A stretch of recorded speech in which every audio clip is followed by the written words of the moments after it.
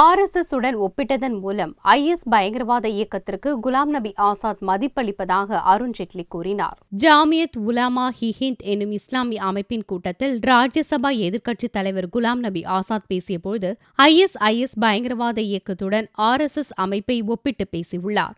இப்பிரச்சினையை திங்களன்று ராஜ்யசபாவில் எழுப்பிய பாரதிய ஜனதா உறுப்பினர்கள் குலாம் நபி ஆசாத் தான் கூறிய கருத்திற்காக மன்னிப்பு கேட்க வேண்டும் என வலியுறுத்தினர்.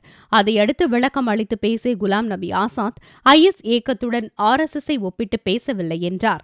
RSS-ஐ எதிர்ப்பதைப் போலவே IS போன்ற இயக்கங்களை எதிர்ப்பதாகவே தான் பேசியதாக கூறினார். ஒரு CD சபையில் காட்டிய அவர் தன் முழு பேச்சு இதில் உள்ளது. பாரதிய ஜனதா தலைவர்கள் இதை போட்டு கேட்டால் எல்லாம் புரியும் என்றார். மன்னிப்பு கேட்க மறுத்த குலாம் நபி ஆசாத் தன் பேச்சில் தவறு இருப்பதாக யாரேனும் கருதினால் உரிமை மீறல் நோட்டீஸ் தரலாம் என்றார். அதன் பிறகு அவை முன்னவரும் நிதி அமைச்சருமான அருண் ஜேட்லி பேசுகையில் தான் தனிப்பட்ட முறையில் குலாம் நபி ஆசாத் மீது மிகுந்த மரியாதை வைத்திருப்பதாக கூறினார். இன்று உலகையே அச்சுறுத்தும் IS அமைப்பை RSS உடன் ஒப்பிட்டு பேசியதன் மூலம் பயங்கரவாத அமைப்பிற்கு குலாம் நபி ஆசாத் கௌரவம் தந்துள்ளதாக உள்ளர்த்தத்துடன் கூறிய ஜேட்லி தனது பேச்சில் எங்கே தவறினோம் என்பதை அவர்தான் ஆராய வேண்டும் எனவும் கூறினார்.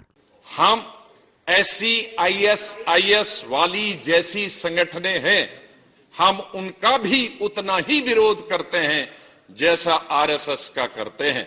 लिहाजा ये मजहब ना it's not that. It's not that. चालाकी का, अरे ये CD में है, मैं चालाकी, मैं तो आपको बताऊं CD दीजिए. ये कम्युनिकेशन मंत्री हैं. मैंने क्यों बताया? मैं इसलिए बता रहा हूं कि ये कम्युनिकेशन मंत्री हैं, अच्छी तरह से आपके लिए डॉकेट बना सकते हैं.